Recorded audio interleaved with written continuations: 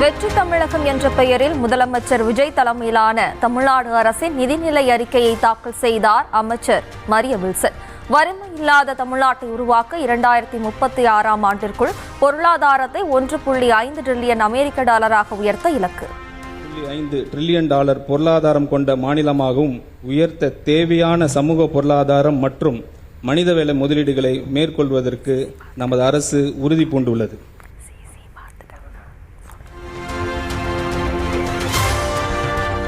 திருமணமாகும் பெண்களுக்கு 8 கிராம் தங்க நாணயத்துடன் பட்டுப்புடவை வழங்கும் அண்ணனின் சீர்திட்டம் 812 கோடி நிதி ஒதுக்கி நிதிநிலை அறிக்கையில் அறிவிப்பு. பெண்களின் திருமணம் நாளில் நமது அரசின் சார்பாக 8 கிராம் தங்க நாணயமும் ஒரு பட்டு புடவையும் அண்ணனின் சீராக வழங்க இருக்கிறார். இத்திட்டத்தினை செயல்படுத்த திருத்த வரவு செல்ல திட்ட மதிப்பீடுகளில் 812 கோடி ரூபாய் நிதி ஒதுக்கீடு செய்யப்படுகிறது.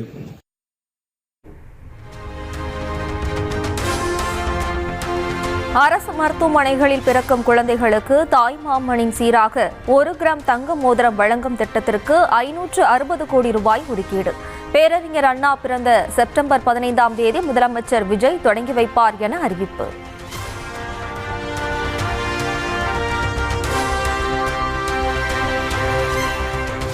தாய்கேர் என்ற பெயரில் கருவுற்ற பெண்களுக்கான சேவை மற்றும் உதவி மையங்கள் மாநிலம் முழுவதும் ஏற்படுத்தப்படும் என அறிவிப்பு.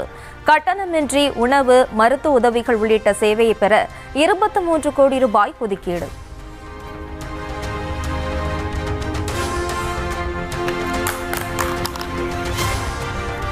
ஒவ்வொரு ஆண்டும் 10,000 தகுதி வாய்ந்த பெண்களுக்கு விலையில்லா கறவை மாடுகள் வழங்கும் திட்டம். பால் உற்பத்தி அதிகரிப்பு, ஊரக பெண்களின் வாழ்வாதார உறுதிக்காக 57 கோடி ரூபாய் நிதி.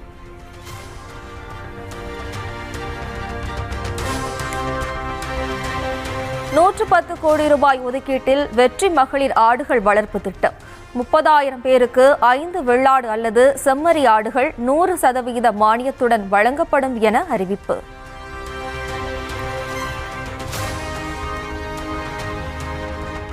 மகளிர் சுய உதவி குழுக்களை குறுந்தொழில் நிறுவனங்களாக மேம்படுத்தும் சிங்க பெண்கள் வழிப்படுத்தும் திட்டம். நடப்பாண்டில் 38,000 கோடி ரூபாய் கடன் வழங்க இலக்கு நிர்ணயம்.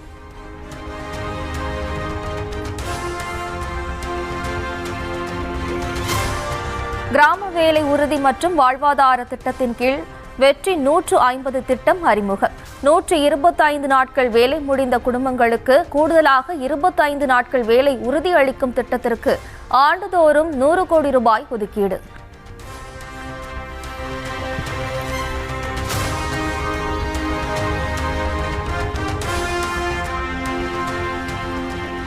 ரேஷன் கடைகளில் 18 கோடி ரூபாய் மதிப்பீட்டில் பொட்டலம் இடப்பட்ட கோதுமை மாவு வழங்கும் முன்னோடி திட்டம் படிப்படியாக மாநிலம் முழுவதும் விரிவாக்கம் செய்யப்படும் என்றும் அறிவிப்பு.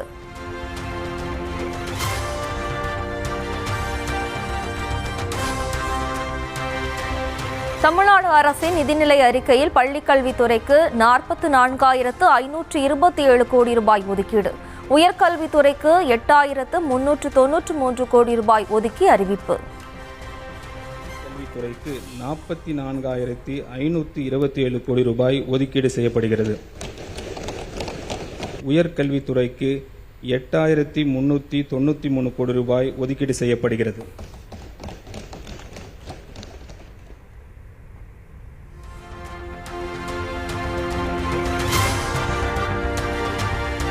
ஐந்து லட்சமாக உயர்த்தப்பட்ட புதிய அலகில் புதிய மாநில வீட்டு வசதி திட்டமான வெற்றி வீடு திட்டம் அறிமுகம்.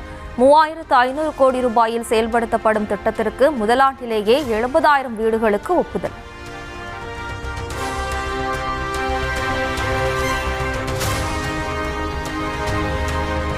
முதலமைச்சர் காலை உணவு திட்டம் பெருந்தலைவர் காமராஜர் காலை உணவு திட்டமாக பெயர் மாற்றப்பட்டு 710 கோடி ரூபாய் ஒதுக்கீடு. 8ஆம் வகுப்பு வரை விரிவாக்கப்பட்ட திட்டத்தில் 15,14,000 மாணவர்கள் பயன்பெறுவர் என தகவல்.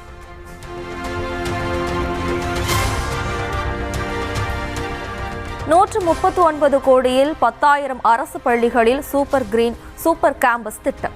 பள்ளி பாடத்திட்டம் மறுசீரமைப்புக்கு 25 கோடி ரூபாய் ஒதுக்கீடு.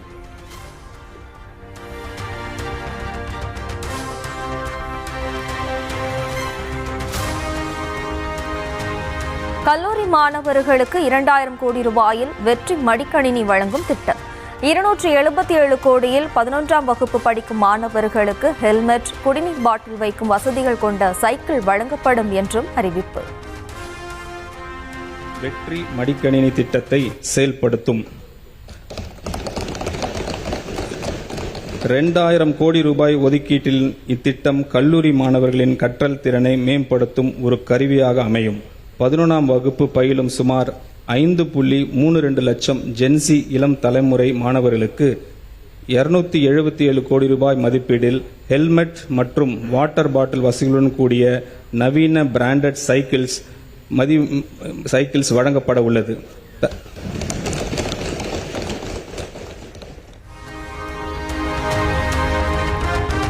2031ஆம் ஆண்டிற்குள் பொறியியல், பாலிடெக்னிக் கல்லூரிகள் மற்றும் தொழிற்பயிற்சி நிலையங்களில் பயிலும் 5 லட்சம் இளைஞர்களுக்கு செயற்கை நுண்ணறிவு திறன் பயிற்சி.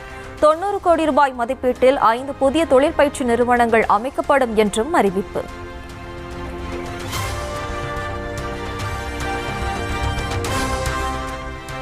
விஜய் மாமா என பாசமாக அழைக்கும் குழந்தைகளுக்காக அங்கன்வாடி மையங்கள். 500 அங்கன்வாடி மையங்களுக்கு பல்வேறு அடிப்படை வசதிகளை உள்ளடக்கிய புதிய கட்டடம் நடப்பாண்டிலேயே கட்டப்படும் என அறிவிப்பு. விஜய் மாமா என பாசம் பொங்க அழைக்கும் குழந்தைகள்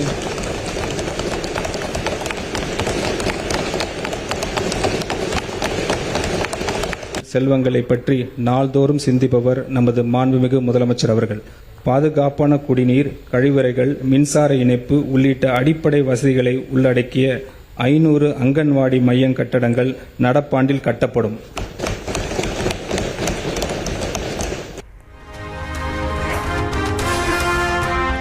இளைஞர் நலன் மற்றும் விளையாட்டு மேம்பாட்டுத்துறைக்கு 1051 கோடி ரூபாய் ஒதுக்கீடு. மாநிலம் முழுவதும் 10 ஒலிம்பிக் சிறப்பு மையங்கள் அமைக்க 50 கோடி ரூபாய் நிதி மற்றும் விளையாட்டில் ஆர்வம் கொண்ட 8 முதல் 18 வயதிற்குட்பட்ட பள்ளி மாணவர்களை தேர்ந்தெடுத்து உலகத்தரம் வாய்ந்த பயிற்சி.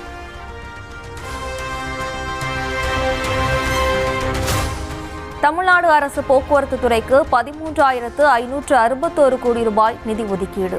போக்குவரத்து கழகத்திற்கு 7,675 கோடி ரூபாய் மானியம் வழங்கப்படும் என்றும் அறிவிப்பு.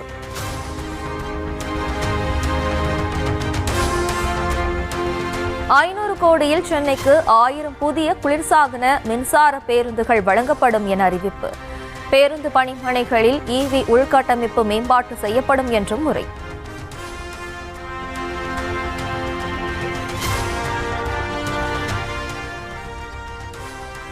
விமான நிலையம், கிளாம்பாக்கம், கோயம்பேடு, பட்டாபிராம், பூந்தமல்லி, சுக்குவாச்சத்திரம் என 3 புதிய மெட்ரோ வழித்தடங்கள். சென்னை மற்றும் புறநகர் பகுதிகளை இணைக்கும் 3 புதிய மெட்ரோ ரயில் வழித்தடங்களுக்கு பரிந்துரை.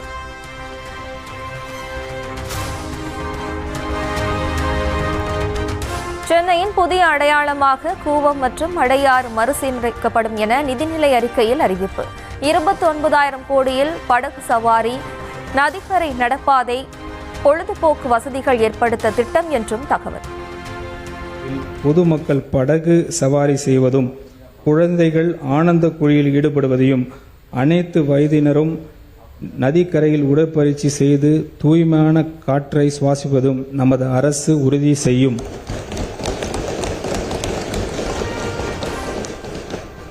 இந்த திருத்த வரவு செலவு திட்ட மதிப்பீடுகள் நகராட்சி நிர்வாகம் மற்றும் குடிநீர் வழங்கல் துறைக்கு 29,863 கோடி ரூபாய் ஒதுக்கீடு செய்யப்படுகிறது.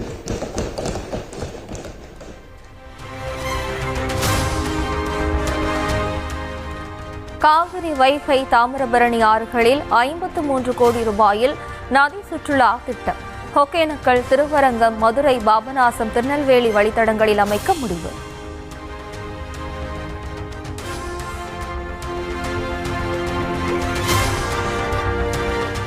வேளாண் மற்றும் உழவர் நலத்துறைக்கு 14,984 கோடி ரூபாய் ஒதுக்கீடு. காவிரி படுகை மற்றும் காவிரி படுகை அல்லாத மாவட்டங்களில் நெல் சாகுபடியை ஊக்குவிக்க குறுவை தொகுப்பு திட்டத்திற்கு 134 கோடி.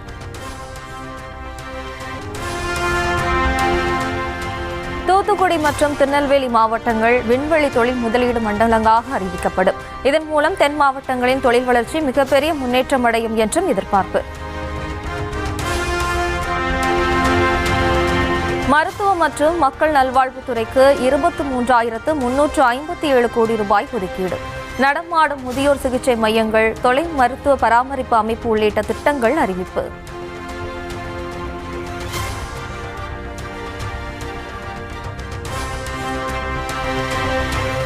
₹10 கோடி நிதியில் 5 மண்டலங்களாக புற்றுநோய் பராமரிப்பு மருத்துவமனைகள் அமைக்கப்படும். புற்றுநோய் பராமரிப்பு தொடர்பான ஆராய்ச்சி மற்றும் மேம்பாட்டு பணிகள் மேற்கொள்ளப்படும் என்றும் அறிவிப்பு.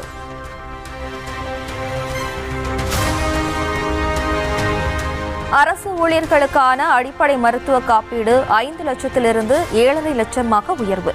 குறிப்பிட்ட நோய்களுக்கு 12 லட்சம் வரையும், அரிய நோய்களுக்கு 15 லட்சம் வரையும் நிதி உதவி பெற 838 கோடி ரூபாய் ஒதுக்கீடு. 1253 கோடி ரூபாய் நிதி ஒதுக்கீட்டில் 14,194 தரமான அடுக்குமாடி குடியிருப்புகள் கட்டப்படும். 24,131 அடுக்குமாடி குடியிருப்புகள் நடப்பாண்டில் நிறைவு பெறும் என்றும் அறிவிப்பு.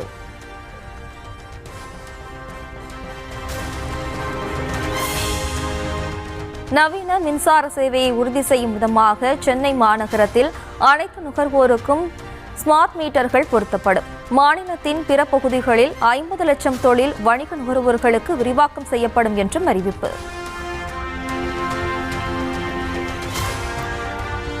தொழிலாளர் நலன் மற்றும் திறன் மேம்பாட்டுத்துறைக்கு 2,022 கோடி ரூபாய் ஒதுக்கீடு.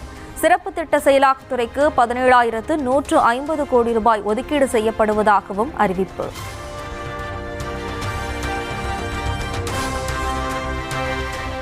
ஆதி திராவிடர் மற்றும் பழங்குடியின மக்களின் வாழ்வாதாரத்தை மேம்படுத்தும் நோக்கில் வெற்றி நுகர்வோர் தொழில் முனைவோர் திட்டம். மூலதன மானியம் மற்றும் வட்டி மானியம் பெற ஏதுவாக 75 கோடி ரூபாய் நிதி ஒதுக்கீடு.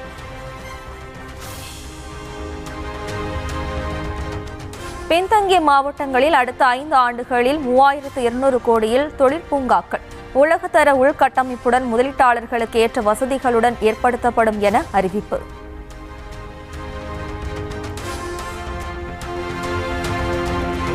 நகராட்சி நிர்வாகம் மற்றும் குடிநீர் வழங்கல் துறைக்கு 29,863 கோடி ரூபாய் நிதி மற்றும் ஊரக வளர்ச்சி மற்றும் ஊராட்சி துறைக்கு 39,609 கோடி ரூபாய் நிதி. நெடுஞ்சாலைகள் மற்றும் சிறு துறைமுகங்கள் துறைக்கு 21,524 கோடி ரூபாய் ஒதுக்கீடு. 178 புதிய துணை மின் நிலையங்கள் 1,543 கோடியில் அமைக்கப்படும்.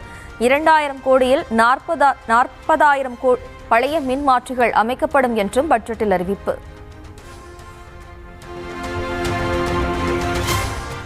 மீனவர்களுக்கான பணியில்லா கால உதவித்தொகை 6,000 7,000 ரூபாயாக அதிகரிப்பு.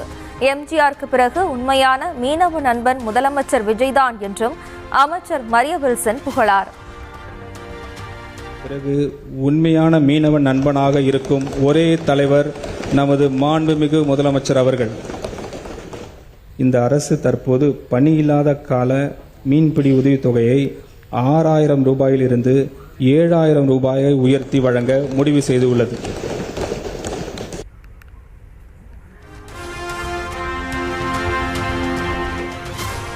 மதுபான உற்பத்தியாளர்களுக்கு கூடுதல் சிறப்பு கட்டணம் விதிப்பதன் மூலம் ஆண்டிற்கு 1,000 கோடி ரூபாய் வருவாய். முகமற்ற வரி மதிப்பீடு, பத்திரப்பதிவு மற்றும் சுரங்க கண்காணிப்பு உள்ளிட்ட சீர்திருத்தங்கள் மூலம் கூடுதலாக 15,000 கோடி வருவாய் கிடைக்கும் என்றும் தகவல்.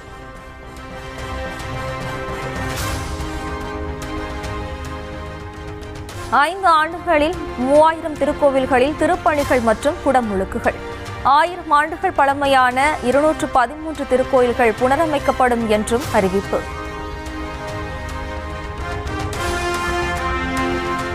ஹஜ் பயணம் மேற்கொள்வோருக்கான நிதி உதவி 25,000 ரூபாயிலிருந்து 35,000 ரூபாயாக உயர்வு.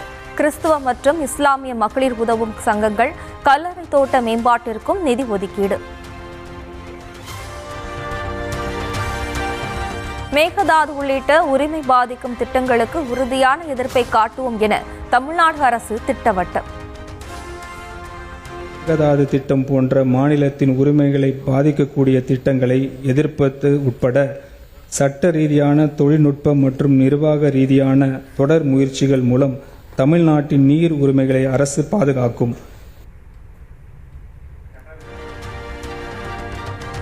முல்லை பெரியாறு, ஆனைமலையாறு, நல்லாறு திட்டங்களுக்கு முன்னுரிமை அளிப்பதோடு கோதாவரி, காவிரி இணைப்பு திட்டத்தை விரைவுபடுத்தவும் வலியுறுத்தல்.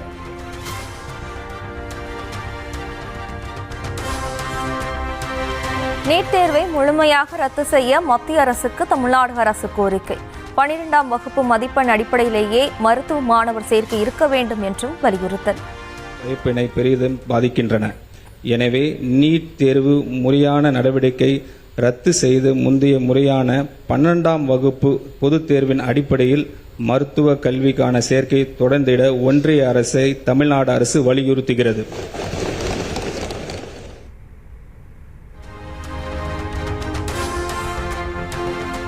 தமிழக சட்டப்பேரவையில் பட்ஜெட் கூட்டத்தொடர் செப்டம்பர் மாதம் 8ஆம் தேதி வரை நடைபெறும் என அறிவிப்பு. சபாநாயகர் ஜே.சி.டி. பிரபாகர் தலைமையில் நடைபெற்ற அலுவல் ஆய்வுக்குழு கூட்டத்தில் முடிவு. நன்மைகளும் என்று 8/9/2026 செவ்வாய்க்கிழமையுடன் இந்த கூட்டத்தொடர் நிறைவு பெறுவதாக இன்று கூடிய அலுவல் ஆய்வுக்குழு கூட்டத்தில் முடிவெடுக்கப்பட்டுள்ளது.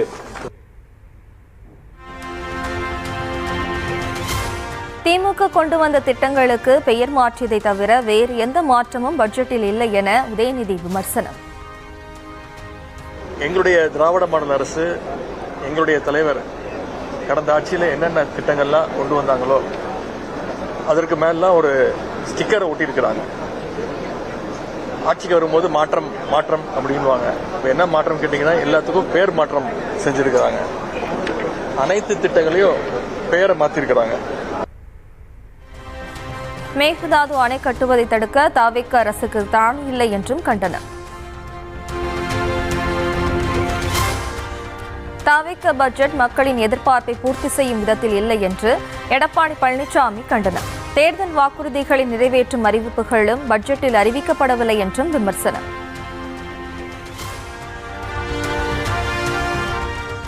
விவசாய கடன் முழுமையாக தள்ளுபடி என்ற அறிவிப்பு இல்லாதது ஏமாற்றம் அளிப்பதாக பிரேமலதா விமர்சனம். தமிழகத்தை 10 லட்சம் ரூபாய் கடனிலிருந்து மீட்டு எடுக்க வேண்டும் என்றும் கோரிக்கை.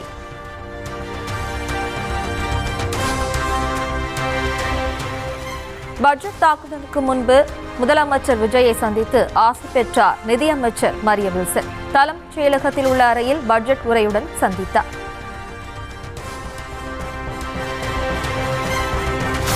தமிழ்நாடு அரசு வர்ண பிடிவாதம் பிடிக்காமல் அனைத்து கட்சி கூட்டத்தை கூட்ட வேண்டுமென திருமாவளவன் வலியுறுத்தல்.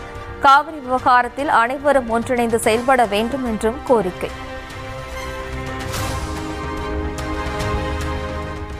பெண்கள் குறித்து இழிவாக பேசுகின்ற ஆண்களுக்கு ஆண்மை கிடையாது, தன்னம்பிக்கையும் கிடையாது என்று அன்புமணி சாடல். தன்னம்பிக்கை இல்லாததால் தான் மகளிரை இழிவாக பேசுவதாகவும் கண்டனம். பற்றி இழிவாக பேசுகின்ற ஆண்களுக்கு ஆண்மை கிடையாது, தன்னம்பிக்கையும் கிடையாது. அப்படி இல்லாதவர்கள் தான் பெண்களை இழிவுபடுத்தி பேசுவார்கள். குதிரை பேர வழக்கில் செந்தில் பாலாஜிக்கு விதிக்கப்பட்ட நிபந்தனைகளை முழுமையாக தளர்த்தி உத்தரவிட்டது உயர்நீதிமன்றம். காவல் நிலையத்தில் ஆஜராக வேண்டாம், விசாரணைக்கு தேவை என்றால் காவல்துறை சம்மன் அனுப்பலாம் என்றும் ஆணை.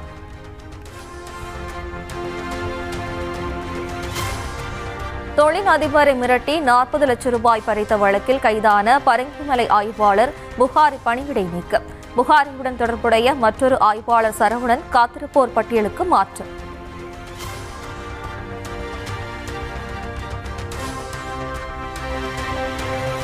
மேட்டூர் அணைக்கான நீர்வரத்து வினாடிக்கு 11,988 கன அடி வீதமாக அதிகரிப்பு.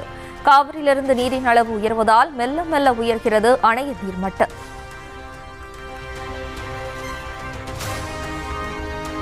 கேரள மாநிலத்தில் மழை வெள்ளத்தில் உயிரிழந்தோரின் எண்ணிக்கை 26ஆக உயர்வு. 27,000 பேர் வீடுகளை விட்டு வெளியே முகாம்களில் தஞ்சம். 67 கோடி ரூபாய் அளவிற்கு பொருட்கள் சேதம் என்றும் தகவல்.